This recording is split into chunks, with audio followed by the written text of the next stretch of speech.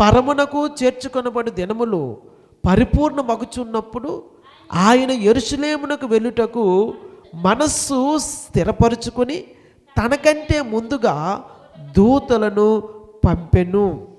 వారు వెళ్ళి ఆయనకు బస సిద్ధము చేయవలెనని సమరయుల యొక్క గ్రామములో ప్రవేశించిరి. దేవుని నామానికి మహిమ కలుగును గాక.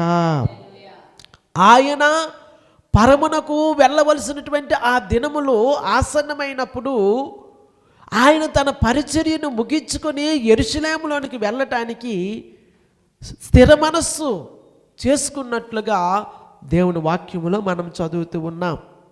సరే, ఏది ఏమైనప్పటికీ ప్రియులారా, యేసుక్రీస్తు ప్రభువారు యెరూషలేములోనికి వెళ్ళడం అనేది చాలా ప్రాముఖ్యమైనటువంటి సంగతి. ఆయన 12 సంవత్సరాల వయస్సు